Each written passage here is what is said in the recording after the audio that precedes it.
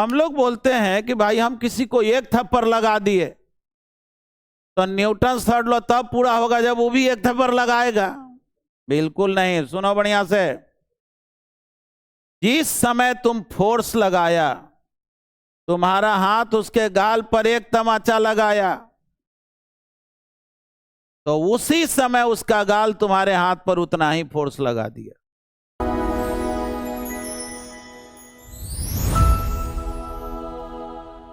तो आइए अब हम लोग न्यू चैप्टर पढ़ते हैं, न्यूटन्स लॉ ऑफ मोशन। देखिए बहुत सारे बुक में न्यूटन्स लॉ ऑफ मोशन और फ्रिक्शन को कंबाइंड वे में पढ़ाया हुआ है, लेकिन हम लोग जो है न्यूटन्स लॉ ऑफ मोशन को अलग, इसके बाद फ्रिक्शन को पढ़ेंगे। हालांकि ये जान लीजिए, जब तक आप Newton's law of motion chapter को अच्छे से नहीं जानते हैं, आपको फ्रिक्शन बहुत अच्छा से समझ में नहीं आएगा। देखो जी, ये जो चैप्टर है ना, समझ लो मरे लोगों में भी जान ला देता है। इसलिए क्योंकि ये चैप्टर एक तरह से नया इनिशिएशन है, फिर से तुम इनिशिएट कर रहे हो। पहले के बाद अगर भूल भी जाओ, बस अब यहां से फिजिक्स शुरू हो रहा है। जैसे मान लो तुम कखा गघा पढ़ते हो, हिंदी पढ़ना सीखते हो, कखा गघा, काका की, फिर शब्द बनाते हो, सेंटेंस बनाते हो, फिर कहानी कविता सब पढ़ते हो, लिखते हो। यही ना रूल है। तो हम लोग समझ लो ABCD वाला पोर्शन यानी कखा गघा वाला पढ़ लिए, कुछ काका की भी पढ़ लिए, अब शब्द बनाना सीख रहे हैं। यानी यहीं से शुरू हो रही पढ़ाई, यानी कि Newton's law of motion. Heading दे दो, Newton's law of motion, short में NLM, या सिंपली इसका नाम हम लोग लॉज ऑफ मोशन भी बोल। ठीक। अब अगर हम तुमसे ये पूछें कि लॉज ऑफ मोशन तुम पहली बार कब पढ़ा, फर्स्ट टाइम कब पढ़ा, तो हम कहोगे 9th में पढ़े। लेकिन जानते हो ये बात सही नहीं है। तो कहो सही नहीं, हम पढ़े तो आप कैसे जान रहे हैं, हम तो 9th में पढ़े हैं। जानते हो तुम स्टैंडर्ड 1 में भी पढ़े हो, नर्सरी में भी पढ़े हो। कहोगे नर्सरी के बच्चा के न्यूटन्स लॉ समझ में आ रहा है। चलो हम तुमको याद दिलाते हैं। चलो मान लो 3 साल 4 साल 5 साल का एक बच्चा है। 1 मिनट देखो ना, बढ़िया से सुनो। 5 साल का एक बच्चा है, चलो किसी खिलौने से खेल रहा है, खेल रहा है। अब क्या हुआ, अचानक उसको नजर पड़ा, पापा आ गए, खिलौना रखा, दौड़ के गया वहां। कुछ देर तक वो अपना उनके साथ घूमते फिरते रहा। याद आया उसको, ये रे खिलौना मेरा। दौड़ के आया, कहां आया, खिलौना के पास। कहां पे, जहां खिलौना रख के गया था। मतलब वहीं काहे आया जी। इसलिए को उसको मालूम है कि जो ऑब्जेक्ट रेस्ट में है वो रेस्ट ही में रहेगा, जब तक कि कोई उसको हटाए नहीं। बोलो, अरे समझा। जो चीज जहां रख दिए वहीं रहेगा जब तक कि कोई उसको हटाए नहीं। क्या तुम पहला बतलाओ तो तुम नर्सरी में पढ़ा कि नहीं न्यूटन्स लॉ? याद रखना, साइंस नेचर के साथ पढ़ा। ये न्यूटन ने उसको सेंटेंस में, शब्द में पिरो दिए। जानने के लिए कौन नहीं जान रहा है? क्या न्यूटन के पहले सेव नीचे नहीं गिरा था क्या? एकदम गिरा था। लेकिन सामने वाले को सेव क्यों गिरा इसका चिंता नहीं था, सेव गिरने के बाद कहां जाएगा इसका चिंता था। इसलिए उसने एनालाइज नहीं किया। समझे बात को? चलो आओ। तो जनाब हम लोग पहले फर्स्ट लॉ ऑफ मोशन पढ़े। देखो फर्स्ट लॉ ऑफ मोशन, बोलो जी फर्स्ट लॉ ऑफ मोशन क्या है? कोई भी ऑब्जेक्ट अगर रेस्ट में है या कुछ वेलोसिटी से स्ट्रेट लाइन में जा रहा है, सीधे लाइन में एक सर्टेन वेलोसिटी से जा रहा है, तो उसके स्टेट में तब तक चेंजिंग नहीं होगा जब तक कि अलग से कोई फोर्स न लगे, है कि नहीं। जैसे मान लो ग्रेविटी नहीं होता, mg नहीं होता, और तुम एक पत्थर को फेंक देते ऊपर, तो जितना गति से फेंक दिए उतना ही गति से वो चलते रहता है, वो कभी लौट के आने वाला नहीं था, वो पूरा जो है आगे की ओर जाते रहता है, स्ट्रेट लाइन में जाते रहता। समझ गया। अगर मान लो रेलवे ट्रैक स्मूथ होता तो एक बार लोग ढकेल करके छोड़ देता, फिर बिना डीजल पेट्रोल के वो अपना जाते रहते। समझ गया ना। तो न्यूटन का जो फर्स्ट लॉ है उसको हम लोग लॉ ऑफ इनर्शिया भी बोलते। क्या? Law of inertia. ये इनर्शिया क्या है जी? देखो, इनर्शिया किसको बोलते हैं, ध्यान से सुनो, ये बात याद रखना। बहुत लोग जो है ना, जैसे तुम सुनते हो ना कि गांधीवादी, अंबेडकरवादी, वैसे इनर्शियावादी होते हैं। तो कि ऐसा क्या है? ये नेचर में बना हुआ इनर्शियावादी, बैठा हुआ है तो क्या है, बैठा ही रहना चाहता है। देखते हो, अगर तुमको कोई काम का रिदम आ गया, रिदम जब आ जाता है तो बहुत काम कर लेते हैं। मतलब कि इनर्शिया जो है ना, इनबिल्ट प्रॉपर्टी है कोई भी ऑब्जेक्ट में। इनबिल्ट क्या है? वो जिस अवस्था में है उसी अवस्था में बने रहना चाहता है। तो हिंदी में कहो यथा स्थितिवादी, मतलब जैसे हैं भाई वैसा ही रहना है। ये ऑब्जेक्ट का नेचर है। रुका हुआ है तो रुका हुआ ही रहना चाहेगा, और कुछ वेलोसिटी से जा रहा है तो उसी वेलोसिटी से जाते रहेगा, जब तक कि उस पर कोई एक्सटर्नल फोर्स एक्ट न करे। तो लिखो, इसका स्टेटमेंट लिखो। एन ऑब्जेक्ट इन रेस्ट और moves with some velocity along a straight line remains in that state, मतलब उसी स्टेट में रहेगा, उसी अवस्था में रहेगा, unless external force acts on it, जब तक कोई एक्सटर्नल फोर्स नहीं लगता। बोलेंगे क्या? It is also called law of inertia. अब ये पूछा जाए कि इनर्शिया क्या है, तो देखो तुम क्या बोलना। इनर्शिया कोई भी ऑब्जेक्ट का वो इनबिल्ट प्रॉपर्टी है, मतलब नेचर के तरफ से दिया हुआ प्रॉपर्टी है, जिसके कारण ऑब्जेक्ट जिस अवस्था में होता है, यानी रुका हुआ है या कुछ वेलोसिटी से जा रहा है, तो उसी अवस्था में वो बने रहना चाहता है। उसी प्रॉपर्टी का नाम क्या है? इनर्शिया। ठीक ना। अगर तुमसे पूछा जाए कि बतलाओ इनर्शिया का क्या डिफिनीशन है, लिखो इनर्शिया क्या है। लिखो the property of body object, कुछ भी कह सकते, due to which object maintains their state in absence of external force, in absence of external force। एक बात हमेशा याद रखना, ऑब्जर्वेशन जो तुम करते हो वही ऑब्जर्वेशन एक वैज्ञानिक भी करता है। बस फर्क क्या चीज का होता है? एनालिसिस का। सबका एनालिटिकल स्किल एक जैसा नहीं होता है। जो चीज को तुम देख रहे हो वही चीज को कोई और देख रहा है, लेकिन कोई और देख रहा तो उसको एनालाइज अलग तरीके से कर रहा है। हमेशा याद रखना, कोई भी काम जब निपटाने के लिए किया जाता है वो काम होता नहीं।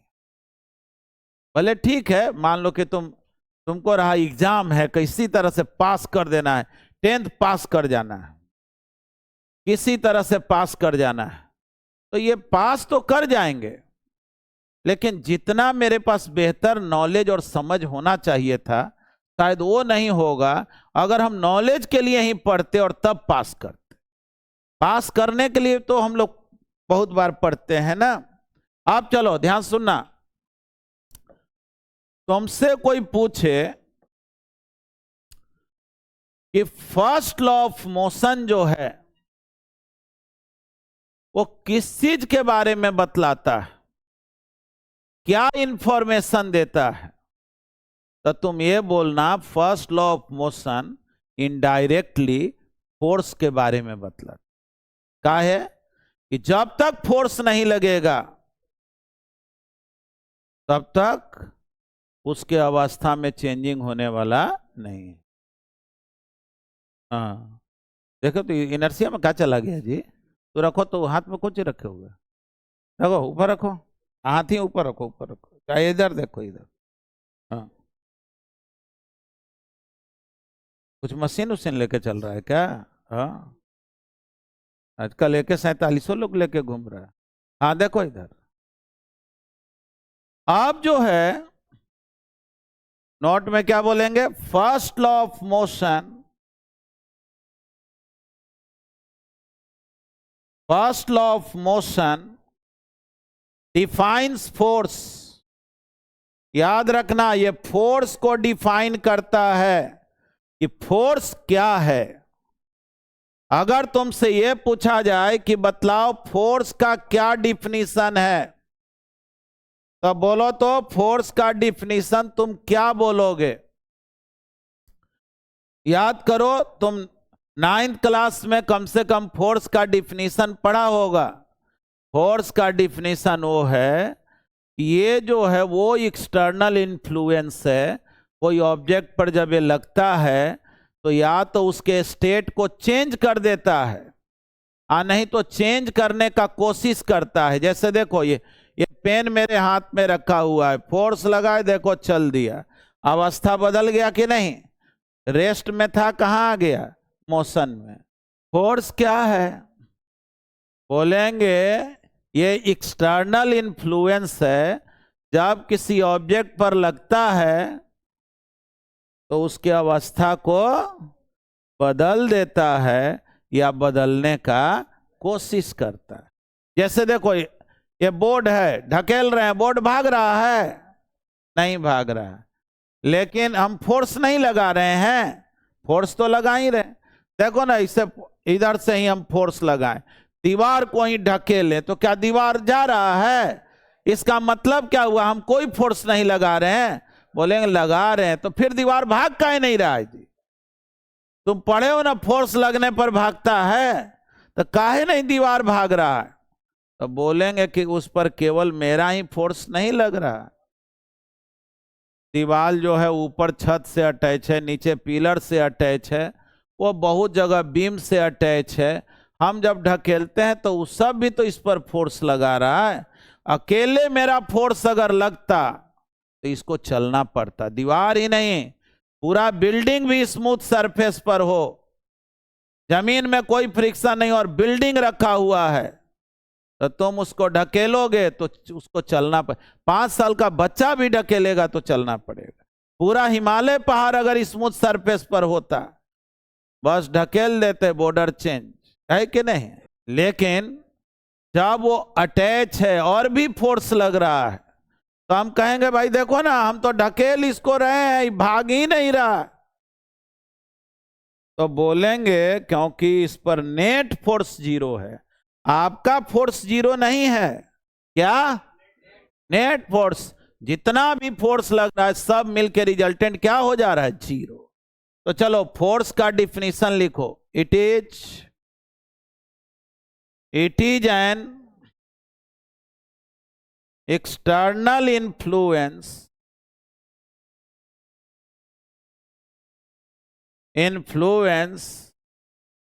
which changes or try to change, which changes or try to change the state of object, यानी फोर्स किसी भी ऑब्जेक्ट पर लगता है तो उसके स्टेट को चेंज कर देता है या चेंज करने का कोशिश करता है। यही हो गया फर्स्ट लॉ ऑफ मोशन। इसमें कोई दिमाग उमाग नहीं लगाना, ये सब तुम जानते हो, है ना।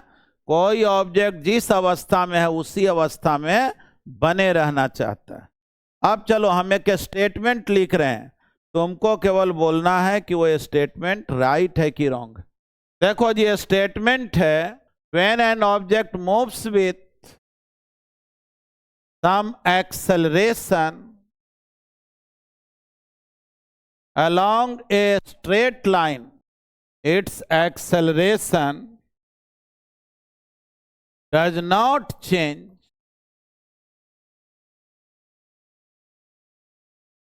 unless external force acts on it.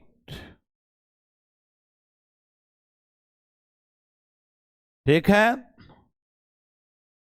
तुमको सिलेक्ट करना है केवल इतना, ट्रू फॉल्स। स्टेटमेंट पढ़ लिया ना? अरे अब तक बोल दो कि ट्रू कि फॉल्स। कुछ तो कहता है भाई, देखिए हम बोले क्या है कि नहीं, हमको तो कुछ समझ ही में नहीं आ रहा क्या बोले। अरे बोलो जल्दी।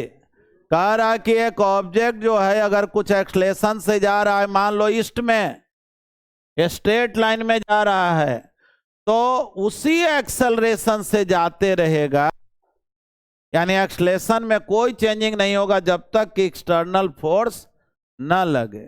ये सही है कि गलत है? बोलो। तो ये जानना, ये स्टेटमेंट रॉन्ग है। अब तुम कहोगे इसीलिए तो नहीं बोलते हैं, आप जानबूझ के बोलवा देते हैं कि हम पकड़ा जाएं। याद रखो, ये रूल एक्सेलरेशन के लिए नहीं है। कोई ऑब्जेक्ट कुछ एक्सेलरेशन से जा रहा है, एक्सेलरेशन से जा रहा मतलब कोई फोर्स लग रहा है तब तो एक्सेलरेशन है। बोलो, बिना फोर्स के एक्सेलरेशन हो सकता है क्या? मतलब कि कह रहा है एक्सेलरेशन में कोई चेंजिंग नहीं होगा जब तक कि एक्सटर्नल फोर्स ना लगे। बोलेंगे कि अगर ऑब्जेक्ट जा रहा है एक्सेलरेशन से, इसका मतलब उस पर एक्सटर्नल फोर्स लग रहा है। और याद रखो, न्यूटन का फर्स्ट लॉ तब वैलिड है जब कोई एक्सटर्नल फोर्स न लगे, यानी कि कोई भी बॉडी में अगर एक्सेलरेशन नॉट इक्वल टू 0 है, याद रखना, if a not equal to 0 it means f not equal to 0। यानी अगर एक्सेलरेशन 0 नहीं है तो फोर्स भी 0 नहीं है, यानी ये स्टेटमेंट क्या हो गया? फॉल्स। कारण कि स्टेट को तब मेंटेन करता है इन अब्सेंस ऑफ एक्सटर्नल फोर्स। जब कोई ऑब्जेक्ट एक्सेलरेशन से चलेगा, इसका मतलब ये हुआ कि उस पर कोई ना कोई एक्सटर्नल फोर्स लग रहा है। ठीक ना? चाहो तो इसको लिख लो,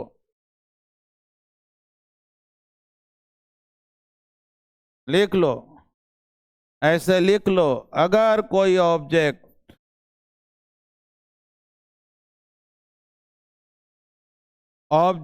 कुछ एक्सेलरेशन से चल रहा है,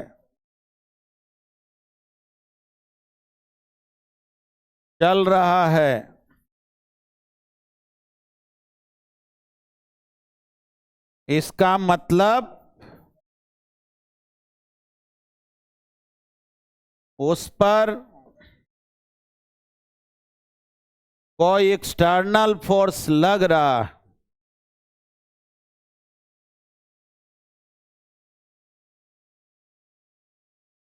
एक्सटर्नल फोर्स पहले से ही लग रहा है। ठीक ना? इसको मिक्स करके इसलिए लिख दिए कब की रिवीजन जब करोगे ना तो जो थोड़ा डिफरेंट लिखा हुआ रहता है ना उस पर ध्यान जाता है। जैसे अक्सर तुम देखोगे, तुमको बचपन में कभी टीचर सिखाए होंगे कि थोड़ा लाल पीला हरा गुलाबी लिखो।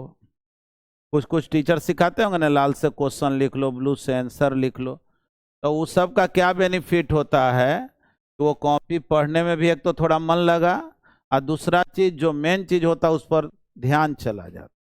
चलो जी, फर्स्ट लॉ ऑफ मोशन से क्या सीखे कि जो चीज जहां रख के छोड़ दोगे बाद में वहीं आके खोजोगे, है कि नहीं? चलो ये कहानी याद रहेगा, दिमाग में बना रहेगा ना। जो चीज जहां है वहीं रहेगा जब तक कि कोई फोर्स ना लगे। क्लियर है? चलो आगे पढ़ते पढ़े ना। देखो ये को देख रहा है कि क्या लिखे हैं। अरे जो समझे हैं वही लिख लो। ये सब भी देख देख के लिखेगा तो ठीक बात नहीं ना। जो समझा वो लिखो। हम ये सब नहीं भी लिखे ना तो तुम जरूर लिखो। ये सेकेंड लॉ क्या है जी? देखो सेकेंड लॉ जो है वो ये बतलाता है कि ऑब्जेक्ट पर कितना फोर्स लग रहा। क्या फोर्स जो लगा वो कितना लगा, फोर्स मेजरमेंट के बारे में बताता है। और एक चीज तुमको सिखा दे रहे हैं, साइंस जो होता है ना वो कभी भी किसी भाषा का मोहताज नहीं होता है। अभी तक के इस धरती पर सबसे बड़े वैज्ञानिक जो माने गए हैं वो आइंस्टाइन को माना गया है। और तुम ये जानना कि आइंस्टाइन को इंग्लिश नहीं आता था, वो जर्मनी के थे और ठेठ जर्मनी के थे। जैसे तुम इंडिया में ठेठ प्रदेश बिहार के हो जहाँ एकदम 75 गो भाषा है, विचित्र विचित्र तरीके के भाषा है। इस देश में जब हिंदी फिल्म बनता है तो कॉमेडी करने के लिए लोग बिहार के भाषा को उपयोग में लाते है ना।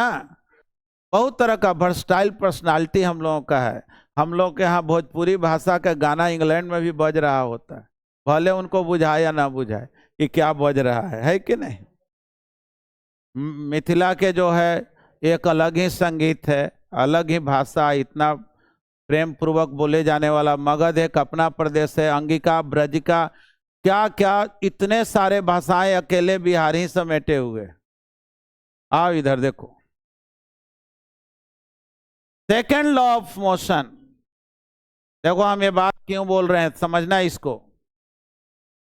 तुम ये सीखो कि न्यूटन सिखाए क्या थे, ये मत सीखो कि न्यूटन सेकेंड लॉ का स्टेटमेंट क्या है। तुम दूसरे तरीके से पढ़ता है, किसी को कॉपी दे दो, ये सुनो तो याद है हमको, आंख बंद कर लिया। The rate of change of momentum is equal to the applied force direction of force. हाँ ठीक है ठीक है। हिंदी में संवेग परिवर्तन का दर उस पर लगते हुए बल के समानुपाती होता है, बल का दिशा उसी दिशा में होता है जिधर से। अरे बुर्बक कहीं का, ऐसा आदमी, ऐसा पढ़ाई का कोई मतलब होता है क्या? समझ रहे हो बात को? ये कोई मतलब नहीं है। अरे सीधे समझो, तुमसे कोई पूछे ना न्यूटन सेकेंड लॉ क्या है, तुम ये बोलना न्यूटन सेकेंड लॉ कोई भी ऑब्जेक्ट पर कितना फोर्स लगा उसको निकालने का मेथड है। और वो मेथड कहता है कि कोई भी ऑब्जेक्ट पर फोर्स लगने के पहले मोमेंटम देखो। मान लो ये ऑब्जेक्ट पहले से जा रहा था u वेलोसिटी से, और तुम इस पर फोर्स अप्लाई किया, और तुम फोर्स जो अप्लाई किया t टाइम के लिए अप्लाई किया, ठीक ना। फोर्स जो अप्लाई किया कितने टाइम के लिए? t टाइम के लिए। और इसका वेलोसिटी चेंज होकर क्या हो गया? v। बोलो, पहले वेलोसिटी कितना था, अब वेलोसिटी v। पूछा जा रहा है तुमसे इस ऑब्जेक्ट पर कितना फोर्स लगेगा, तो न्यूटन सेकेंड लॉ बोलता है कि फाइनल मोमेंटम देखो, इनिशियल मोमेंटम देखो। ये फाइनल मोमेंटम माने क्या होता है जी? मरने के बाद मोमेंटम देखो, और जन्म के पहले देखो? नहीं, बिल्कुल नहीं। जब तक फोर्स लगा, ध्यान से सुनो, फोर्स लगना शुरू हुआ उस समय का मोमेंटम इनिशियल, अब फोर्स लगना जब बंद हुआ उस समय का मोमेंटम फाइनल। तो देखो इनिशियल मोमेंटम क्या है, जल्दी बोलो, इनिशियल मोमेंटम क्या है जी?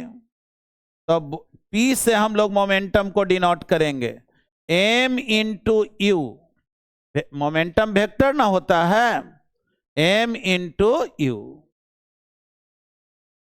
है ना। अब final momentum after time t time तक ये फोर्स लगा है, ये फोर्स t टाइम तक लगते रहा है, तो फाइनल मोमेंटम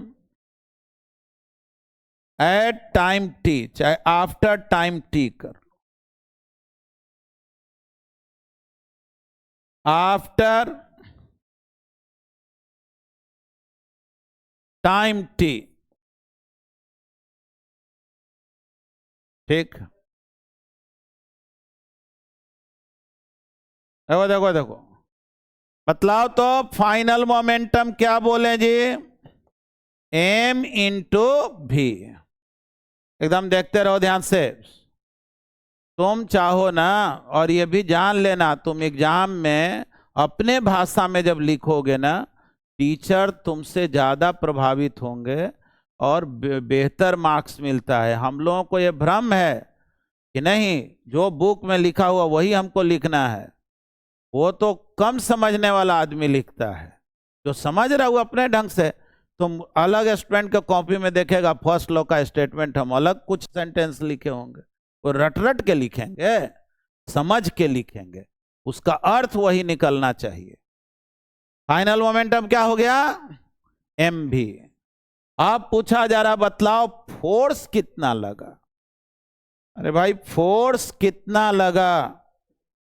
तो force on object, force on object, यही तो न्यूटन का सेकेंड लॉ है।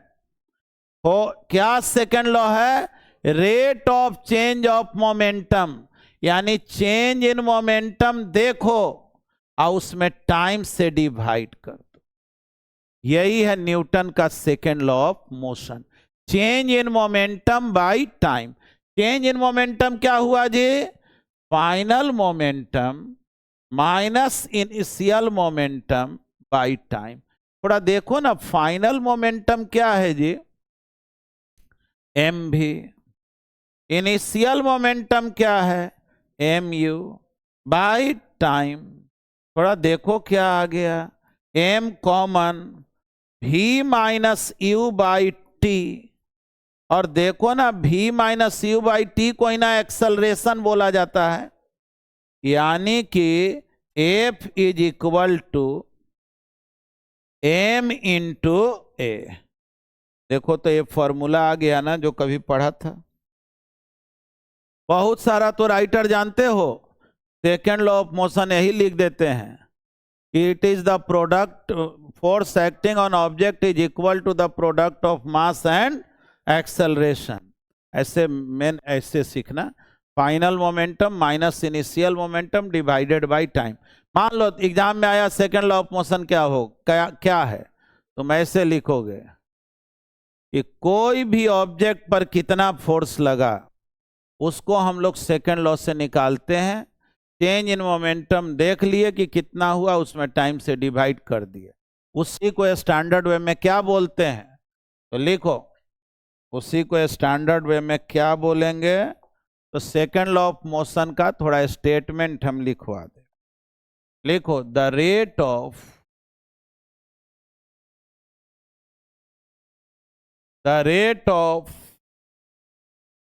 change of momentum,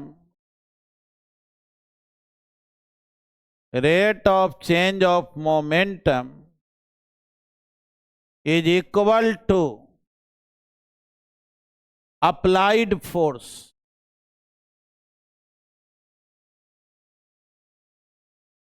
and this force is directed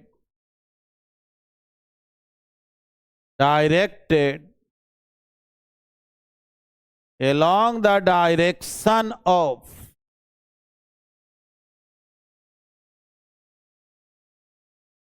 change in momentum। ठीक है, ये स्टेटमेंट हम लोग लिख लिए और उसके बाद यहां से स्टार्ट हो जाएंगे। फोर्स कितना लगा, देखो स्टेटमेंट भी लिखने का तरीका बता रहे हैं। कोई भी चीज में टाइम से डिवाइड करते हैं ना, तो वैसे तो स्टैंडर्ड वे में टाइम रेट बोला जाता है, लेकिन हम लोग अक्सर रेट बोल के काम चला लेते हैं। रेट ऑफ चेंज ऑफ, माने ऊपर मोमेंटम है नीचे टाइम है, तो क्या ऊपर चेंज इन मोमेंटम है ना, तो change in momentum by time, तो बोलेंगे rate of change of momentum. Change in velocity by time, rate of change of velocity. The rate of change of momentum is equal to applied.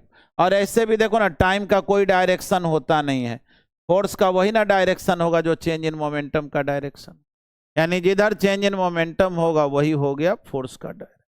Clear है। राहत इंदौरी का नाम सुने हो, उनका एक शेर था, बुलाती है मगर जाने को नहीं। समझे बात, बुलाती है मगर जाने को नहीं, ये दुनिया है उधर जाने को नहीं। समझ रहे हो बात को। तो क्या है कि तुम्हारे पास जो मोबाइल है ना, उसमें लोग इतने तरह का जाल बिछा के रखे हुए हैं कि तुम में से हर स्टूडेंट लगभग कभी ना कभी कोई जाल में फंस चुका। कुछ जुआ में हार गया, कुछ इधर उधर। अच्छा, एक तुम लोग ये सोचते हो जुआ क्या होता है? देखो अभी तुम लोग को जुआ खिला दें, चलो इतना स्टूडेंट हो ना, मान लो 1 मिनट के लिए, चलो तुम लोग 50 स्टूडेंट है, एक टिकट का 100 रुपया, जीतने पर तुमको 1000 का इनाम मिलेगा, जीतने पर दूसरा इनाम 500 का है, 500 का 3 इनाम है, जीतने पर 200 का 2 इनाम है। सब चलो 100 रुपया दो, तो सब दे दिया हमको, क्या दिक्कत है? 1000 रुपया इसको दे दिए, 500 रुपया इसको दे दिए, 200 इसको दिए, पूरा रख लिए। यही तो जुआ है। जुआ में खेलने वाला नहीं जीतता है, खिलाने वाला जीतता है। समझे? यानी जुआ से कमाना हो ना, तो खेलने वाला नहीं, खिलाने वाले बनो। चलो आगे सीखो जी। ये हम लोग क्या सीखे? Second law of motion. ठीक है, अभी इसमें बहुत कुछ बाकी है। ये तो स्टेटमेंट हम पढ़े हैं, लेकिन जो स्टेटमेंट पढ़े क्या वाकई में उसका मतलब भी समझते हैं? तो चलो इस एग्जाम्पल से हम लोग बात करते। हाँ देखो जी, एक बॉल है, देख लो बढ़िया से। ये दीवार है, क्वेश्चन में दिया हुआ है कि बॉल का जो मास है वो 1.5 kg है। ये बॉल जा करके इस दीवार से टकराया v1 वेलोसिटी से 10 मीटर पर सेकेंड। फिर खड़ा करके पूछने लगेंगे। अब चलो, ये बॉल दीवार से टकराया और रिबाउंड कर गया, और रिबाउंड करके ये चल दिया 5 मीटर पर सेकेंड। बॉल देखो टकराया कितने से? 10 मीटर पर सेकेंड से, और लौटा कितने से? 5 मीटर पर सेकेंड से। बॉल का मास क्वेश्चन में दिए हुए हैं। ऐसा करते हैं, v1 का वैल्यू भी यहां लिख दे रहे। v1 जो है वो दिया हुआ है 10 मीटर पर सेकेंड। ठीक, क्वेश्चन में दिया हुआ है ये दीवार के संपर्क में time of contact between wall and the wall is 0.01 second. आप अच्छा सीखो, इतना सेकेंड तक जो है बॉल दीवार के संपर्क में रहा है।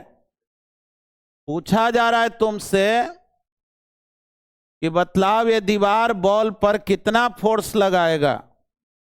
Find force exerted by the wall on the ball। चलो बनाओ इसको। चलो ये बना ली है, बोल रही है 7.5 न्यूटन। पता नहीं अब सही है कि गलत है, तुम लोग सब बनाओ और बोलो। मास दिया हुआ 1.5 kg, 715, 750। अच्छा ठीक है। देखो कुछ लोग तो बना रहे थे लेकिन वो रुक गए, काहे सब ऐसा ऐसा बात बोल रहा है। आया देखो तो क्या निकालना है जी? फोर्स। फोर्स क्या होता है? Final momentum minus initial momentum by time. तो इनिशियल मोमेंटम तो इनिशियल वेलोसिटी 10 मीटर पर सेकंड। ऐसा करते हैं,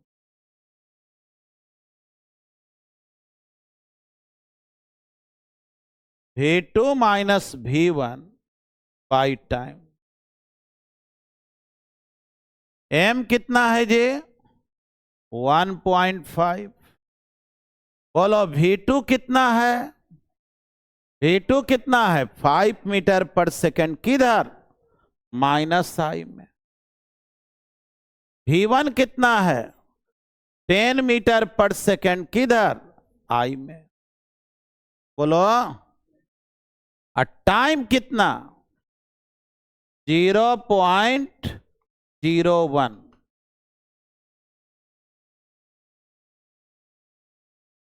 ये कितना आया जी? 1.5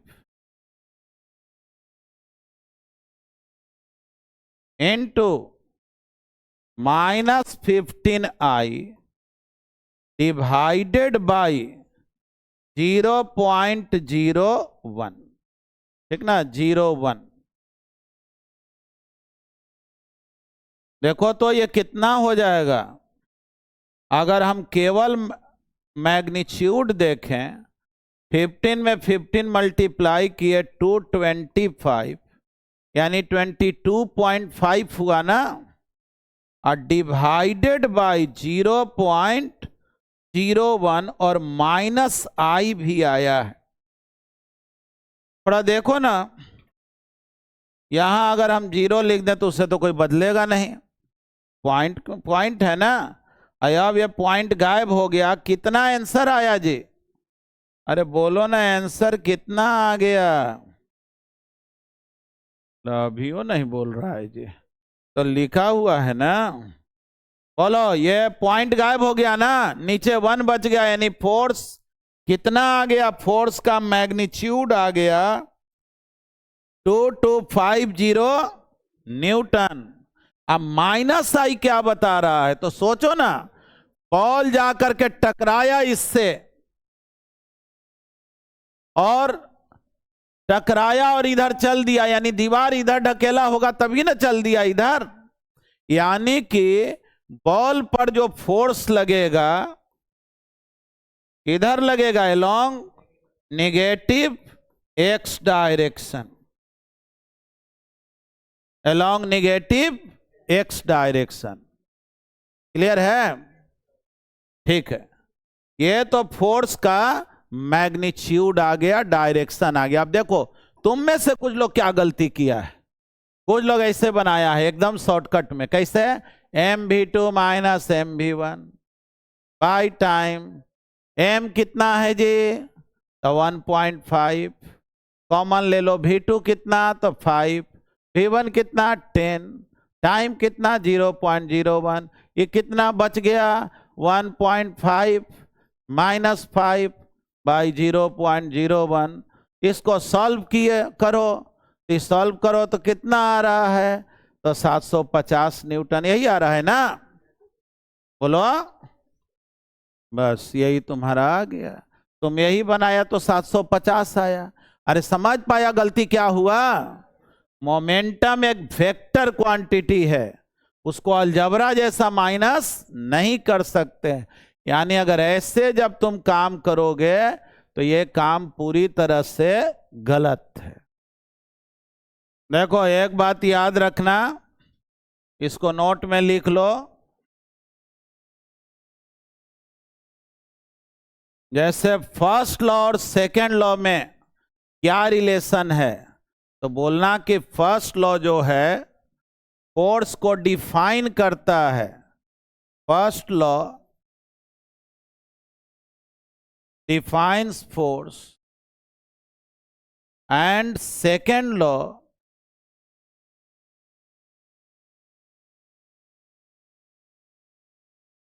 measures the value of force।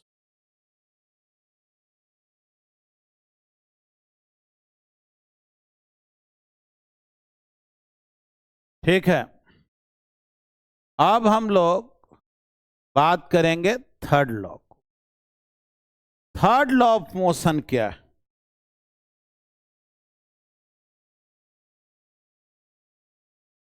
Third law of motion क्या है?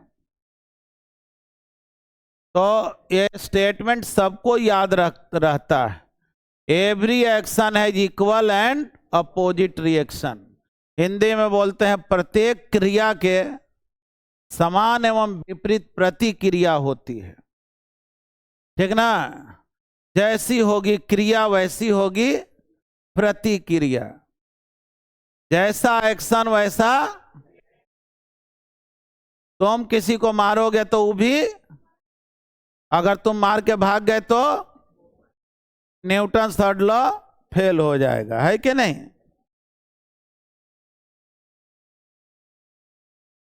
न्यूटन थर्ड लॉ कब फेल हो जाता है? देखो कभी कभी हम लोग यही उटपटांग बात सीखे रहते हैं। तुम किसी को बोलोगे वो भी बोलेगा। अरे ठीक है, वो न्यूटन थर्ड लॉ मोशन जो है ना, बोलने चलने मारने पीटने गाली देने का नियम नहीं है। न्यूटन थर्ड लॉ फोर्स का रूल है। एक्शन मतलब वहां फोर्स से मतलब है। सुनो आराम से। एक्शन मतलब फोर्स। अगर मान लो मेरा ये जो हाथ है, इस हाथ पर 10 न्यूटन का फोर्स लगाया, तो ये गारंटी है ये हाथ भी इस पर उतना ही फोर्स अपोजिट में लगाया होगा। तो कब लगाया होगा? तो बोलेंगे जिस समय ये लगाया होगा। नहीं समझा? यानी याद रखो, तुमसे कोई पूछे कि बोलो एक्शन और रिएक्शन में कितने टाइम का गैप होता है, बोलो। तो एक्शन जो है 1925 में और रिएक्शन 2026 में है। नहीं ऐसे नहीं बोलेंगे कि एक्शन और रिएक्शन में कोई टाइम गैप नहीं होता। जिस समय एक्शन होता है सेम टाइम में रिएक्शन हो। तो लिखो third law of motion.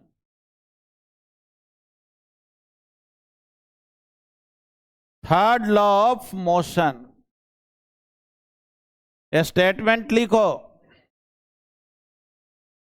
Every action has equal and opposite reaction. Equal and opposite reaction. इसका मतलब क्या हुआ? देखो जी, इसका मतलब क्या हुआ? इफ बॉडी ए, मान लो कोई ऑब्जेक्ट है A, body A exerts a force F on B, exerts a force F on B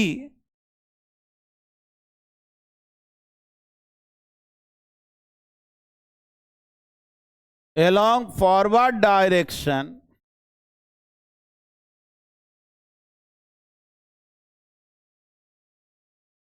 then B must exert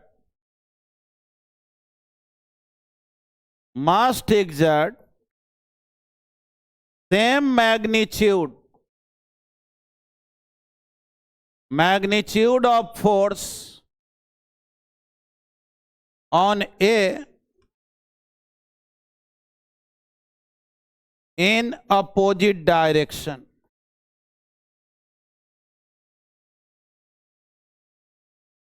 in opposite direction. जैसे देखो जी, दो ऑब्जेक्ट है ए और बी। ए जो है अगर बी पर ए फोर्स लगाया फॉरवर्ड डायरेक्शन में, तब बी भी ए पर उतना ही फोर्स लगाएगा अपोजिट डायरेक्शन में। ठीक ना? इसी को तुम चाहो ऐसे भी लिख सकते हो, जैसे बी पर लगने वाले फोर्स को अगर वेक्टर एफ बोले तो ए पर लगने वाले फोर्स को माइनस एफ भी वेक्टर फॉर्म, कारण कि इधर अगर प्लस फोर्स हुआ तो इधर आई, तो इधर माइनस आई होता है ना। ऐसे भी बोल सकते हो मैग्नीट्यूड के सेंस में। चलो आओ इसको बढ़िया समझो कि ए बी पर जितना फोर्स लगाएगा, बी ए पर भी उतना ही फोर्स अपोजिट डायरेक्शन में लगाएगा। ठीक ना? अब तुमसे कोई पूछे कि पहले एक्शन कि पहले रिएक्शन, तो सुनने में लगता है पहले एक्शन, लेकिन बोलेंगे कि action and reaction take place simultaneously. समझ रहे हो? जब तक रिएक्शन का व्यवस्था नहीं रहे ना, तब तक एक्शन हो ही नहीं सकता है। तो तुम कहोगे कि काहे सर, मान लो कोई सामने कुछ है ये नहीं है, तुम फोर्स लगाना चाह रहा है, तो तू एक्शन लगा पाओगे? कोई रिएक्शन का व्यवस्था तो होना चाहिए ना। समझे बात को? अच्छा ठीक है, तुम्हारे दिमाग में आता है कि जानते हैं सर, रूल तो बना हुआ है, ठीक है ये अपने जगह, लेकिन हमको तो एकदम गलत लगता। क्या है? मान लीजिए हम किसी को एक थप्पड़ मारे, तो हम एक्शन किए कि रिएक्शन किए? बोलो। एक्शन किया। वो कब करेगा रिएक्शन? तुम मारोगे तो भी मारेगा। चलो आओ समझना। हम लोग बोलते हैं कि भाई हम किसी को एक थप्पड़ लगा दिए, तो न्यूटन थर्ड लॉ तब पूरा होगा जब वो भी एक थप्पड़ लगाएगा। बिल्कुल नहीं। सुनो बढ़िया से, जिस समय तुम फोर्स लगाया, तुम्हारा हाथ उसके गाल पर एक तमाचा लगाया, तो उसी समय उसका गाल तुम्हारे हाथ पर उतना ही फोर्स लगा दिया। समझ गया बात? अगर मान लो ये केस जज के पास जाए, जज को कहा जाए कि भाई फिजिक्स के लॉ के अनुसार आपको निर्णय देना है, तो बोलेगा इसमें कोई अपराध नहीं, आपका हाथ जितना फोर्स इनके गाल पे लगाया है, इनका गाल तुम्हारे इनके हाथ पर उतना ही फोर्स लगा, मामला जो है खत्म। अब तुम कहोगे कि सर तो एक को ज्यादा चोट लगा, एक को कम चोट लगा, ऐसा का है? ध्यान सुनो, बोलेंगे न्यूटन्स लॉ फोर्स का रूल है, चोट का नहीं है। चोट चमड़ी के क्वालिटी पर डिपेंड करता है। 10 न्यूटन का फोर्स यहां लगाओ और 10 न्यूटन उल्टा करके लगाओ, चोट अलग अलग हो जाएगा कि नहीं? थोड़ा ऐसा सोचो 1 मिनट के लिए, सोचो सोचो। इधर एक हाथी दौड़ते हुए आ रहा है, एक मक्खी उड़ते हुए जा रही है, टकरा गई। हाथी और मक्खी का टक्कर हुआ। जल्दी बोलो जी, कौन ज्यादा फोर्स लगाएगा? तो तुम कहोगे 5 साल के बच्चों बतला देगा कि हाथी ज्यादा फोर्स लगाएगा? बिल्कुल नहीं। अगर तुम फिजिक्स जानते हो और थर्ड लॉ समझते हो, मक्खी हाथी पर अगर 2 न्यूटन का फोर्स लगाएगा तो हाथी भी मक्खी पर 2 ही न्यूटन का अपोजिट डायरेक्शन में। अब तुम कहोगे मक्खी मर काहे गई? बोलेंगे 2 न्यूटन उसके लिए काफी था, हाथी को तो पता भी नहीं चला हमसे कुछ टकराया। समझे बात को? तो कहोगे न्यूटन थर्ड लॉ फेल नहीं हुआ, मक्खी मरी तो हाथी को मरना चाहिए। बोलेंगे कि देखो न्यूटन लॉ मरने जीने का लॉ, क्या चीज का लॉ है? फोर्स का। भाई टकराए ना, फोर्स बराबर बराबर लग गया, हिसाब किताब बराबर। तो अब हम लोग इसमें लिखेंगे, लिख लो लिख लो।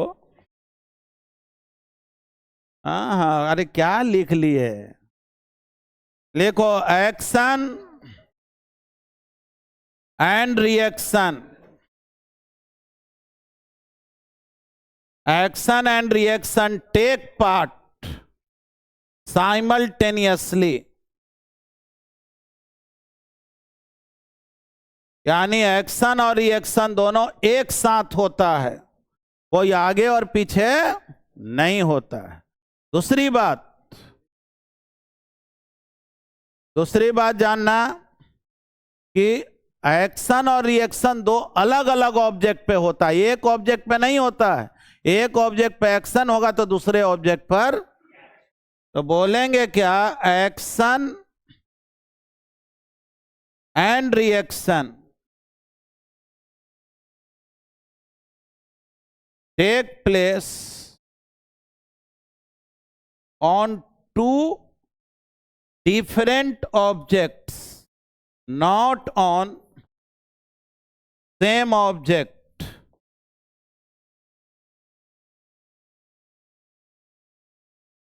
इसलिए याद रखना, तुमसे कोई कहे कि क्या एक्शन और रिएक्शन लग करके नेट फोर्स 0 हो जाएगा, तो बोलेंगे एक्शन ए पर हुआ है, रिएक्शन नेट। सुनो बढ़िया, ये सब बहुत नॉलेज की बात है। जैसे ही पेन है, अगर 10 न्यूटन फोर्स आगे लगाओ 10 न्यूटन पीछे तो नेट फोर्स, लेकिन पेन पर 10 न्यूटन आगे लगाओ, दीवार पे 10 न्यूटन पीछे लगाओ तो नेट फोर्स 0 हो जाएगा। तो बोलेंगे क्या? Action and reaction take place on 2 different objects, not on same object. इसीलिए बोलेंगे therefore net force acting on single object, मतलब कोई एक ऑब्जेक्ट ए और बी में से कोई एक का बात कहा जाए, से कहा जाए कि बोलो क्या बी पर नेट फोर्स 0 है या ए पर नेट फोर्स 0 है, कि एक पर आगे है एक पर पीछे है, तो जितना आगे उतना पीछे 0 नहीं होता है? तो बोलेंगे होता है, लेकिन आगे है बी पर और पीछे है ए पर, तब कैसे 0 होगा? अरे कुछ समझ रहा है? देखो कोई कैसे तुमको बुर्बक बनाएगा। देखो जी, न्यूटन थर्ड लॉ क्या है? जितना आगे फोर्स उतना नेट फोर्स। यहीं पे फंस गए, बोलेंगे कि नेट फोर्स 0 नहीं, कहे का है? जितना आगे उतना पीछे नहीं, बोलेंगे हाँ, आगे है बी पर और पीछे है ए पर। अगर एक ही ऑब्जेक्ट पर आगे और पीछे रहता तब ना नेट फोर्स 0 होता। तो देखो वही लिख रहे हैं, therefore net force acting on single object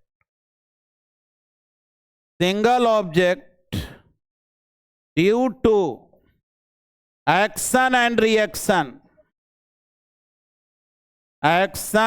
reaction cannot be 0।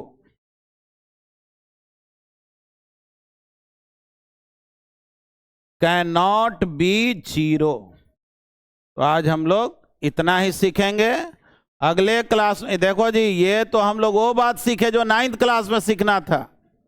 अगले दिन जो अब आगे जो सीखना है वो सीखेंगे।